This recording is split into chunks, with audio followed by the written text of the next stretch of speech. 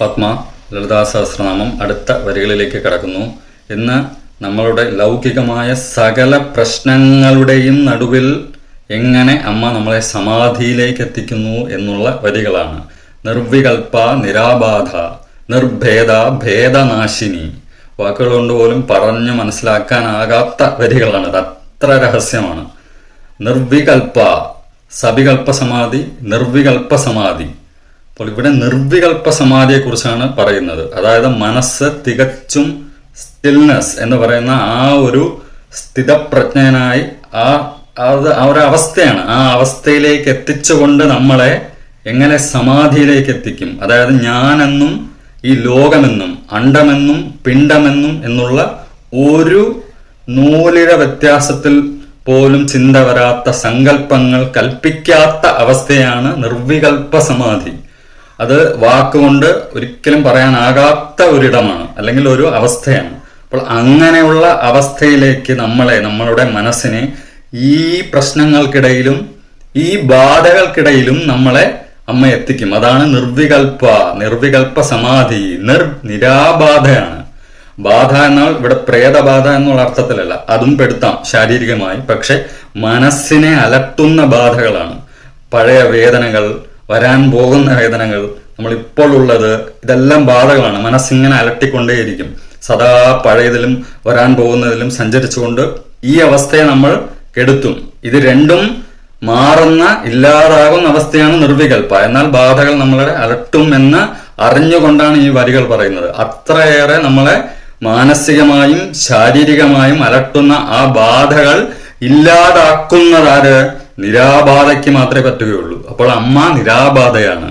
ബാധകൾ ബാധിക്കാത്തത് അമ്മയാണ്. ആ അമ്മ നമ്മൾക്കും ആ അവസ്ഥയെ തരുന്നു. കാരണം എന്താണ്?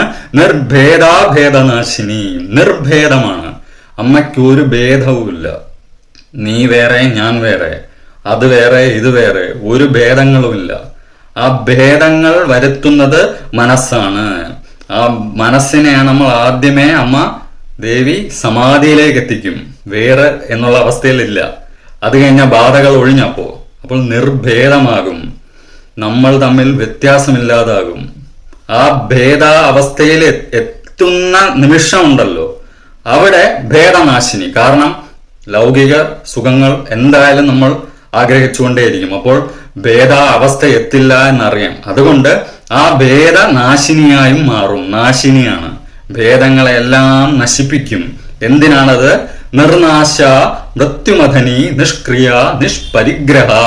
നിർനാശയാണ്. ഭേദനാശിനി എന്ന് പറയുന്നു. ഇവിടെ നശിക്കാത്ത അവസ്ഥയാണ് അമ്മ. അമ്മ എന്ന ശക്തി ഒരിക്കലും നശിക്കുകയില്ല.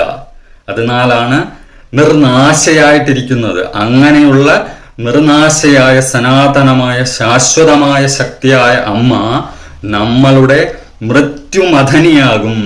മൃത്യു എന്ന ഭയത്തെ, മൃത്യു എന്ന ചിന്തയെ അമ്മ മഥിക്കും, മഥനം ചെയ്യും. പാലാഴി മഥനം. അതേപോലെ ആ ഭയത്തെ മാറ്റി അഭയമാക്കും. ആ മൃത്യു എന്ന ഭയത്തെ അമ്മ മാറ്റും.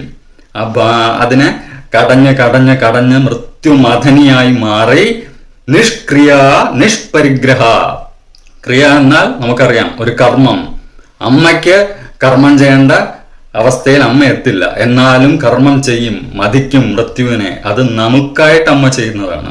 നിഷ്ക്രിയ, ഒരു ക്രിയയുമില്ലാത്ത അവസ്ഥയിൽ എത്തിച്ചേരും. അതായത് ജോലി ചെയ്യില്ല എന്നുള്ളതല്ല ഇവിടെ, മാനസികമായ ക്രിയയാണ് ഉദ്ദേശിക്കുന്നത്. അപ്പോൾ മൃത്യുമഥനി നിഷ്ക്രിയ നിഷ്പരിഗ്രഹ. പരിഗ്രഹണമാണ്. എല്ലാത്തിനെയും നമ്മൾ പോയി പിടിക്കും ചാടിക്കേറി. ഗ്രഹണം എന്നാൽ നമുക്കറിയാം, എന്തിനെയോ ഒന്ന് മറയ്ക്കുന്നു. ഇവിടെ പരിഗ്രഹണമാണ്. എല്ലാത്തിനെയും നമ്മൾ തന്നെ പോയി പിടിക്കും. അപ്പൊ നമുക്കറിയാം, പണി വാങ്ങിച്ചു പിടിക്കുന്നു പറയുന്ന അതേ അവസ്ഥ. അങ്ങനെയുള്ള അവസ്ഥകളെ നമ്മൾ മനസ്സിലാക്കാത്ത നിമിഷം എത്തുമ്പോൾ അമ്മ എന്ത് ചെയ്യും? നിഷ്ക്രിയത്വം പ്രാപിക്കും. നമ്മളെ പോകാൻ അനുവദിക്കില്ല അങ്ങോട്ട്. നമ്മൾ വിചാരിക്കും, ഇത് ഞാൻ ആഗ്രഹിച്ചിട്ട് നടന്നില്ലല്ലോ, അത് നമുക്ക് വേണ്ടാത്തതാണ്. ആ വേണ്ടാത്തതാണ് എന്ന് നമുക്ക് മനസ്സിലാക്കാനുള്ള മനസ്സും ബുദ്ധിയും യുക്തിയും ഉണ്ടാക്കുകയാണ് ഈ സഹസ്രനാമത്തിലൂടെ നമുക്ക് കിട്ടുന്ന ഏറ്റവും വലിയ ശക്തിയും അനുഗ്രഹവും. അതാണ് ഈ വരികൾ. നിർവികൽപ നിരാബാധ നിർഭേദ ഭേദനാശിനി നിർനാശ മൃത്യുമഥനി നിഷ്ക്രിയ നിഷ്പരിഗ്രഹ. ശാന്തി ശാന്തി ശാന്തി. അമ്മേ ശരണം. പത്മ.